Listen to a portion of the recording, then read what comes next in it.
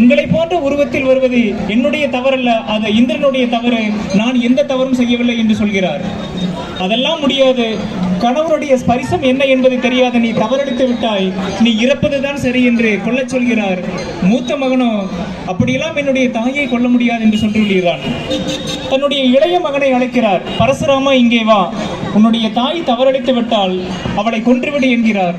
இதோ தந்தையை கொன்று விடுகிறேன் என்று சொல்லிவிட்டு தன்னுடைய கோடாரியை எடுத்து செல்கிறான் பரசுராமன். அவ்வளவு காலம் வீட்டில் வேலை செய்த அந்த வேலைக்கார பெண்மணி வந்து தடுக்க வருகிறார். ஒரே வெட்டு வேலைக்காரி பெண்மணியுடைய தலை தனியாக உடல் தனியாக விடுகிறது. இப்பொழுது அவனுடைய தாயை கொன்றுவிட்டு வந்து பரசுராமன் சொல்கிறான், தந்தையே, நீங்கள் தான் எனக்கு தந்தையும் ஆனவர் குருவும் ஆனவர், உங்களுடைய வாக்கை நான் காப்பாற்றி விட்டேன் என்று சந்தோஷ மிகுதியாய் சொல்கிறான். இப்பொழுது ஜமதக்னி முனிவருக்கு அளவில்லாத சந்தோஷம். அவர் கேட்கிறார், மகனே, உனக்கு என்ன வர வேண்டும் என்று கேட்கிறார். அந்த பரசுராமர் சொல்கிறார், என்னுடைய தாயை உயிர்ப்பித்து தாருங்கள், இதுவே நான் கேட்கும் வரம் என்று சொல்கிறான். சரி, புனித நீரை கொடுக்கிறேன், நீ உடலையும் தலையையும் ஒட்ட வைத்து விட்டு அந்த நீரை தெளி, உன்னுடைய தாய் உயிர் பெற்று வருவாள் என்று சொல்லிவிடுகிறார். இவனும் சந்தோஷ மிகுதியால் ஓடி சென்று அந்த தலையை உடலோடு சேர்த்து வைத்து புனித நீரை தெளிக்கிறான். இப்பொழுது அந்த உயிர் பெற்று விட்டார்கள். அதே போல வேலைக்காரிக்கும் செய்கிறார், உயிர் பெற்று விட்டார்கள். இப்பொழுதுதான் பரசுராமர் தன்னுடைய தவறை உணர்கிறான்.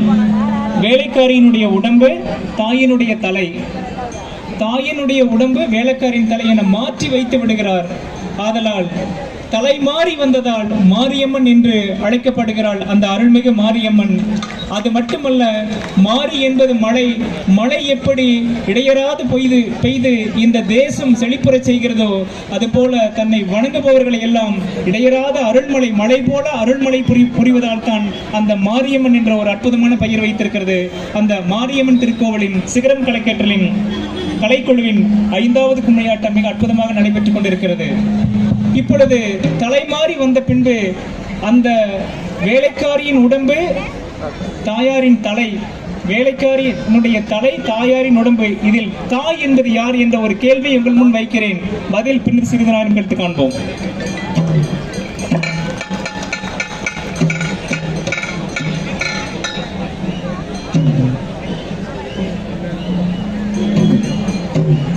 செய்த தாள மாலர் எடுத்து தங்கரளி பூவெடுத்து தங்கரளி உனக்கு தானம்மா என்றாயே, தங்கரளி உனக்கு தானம்மா.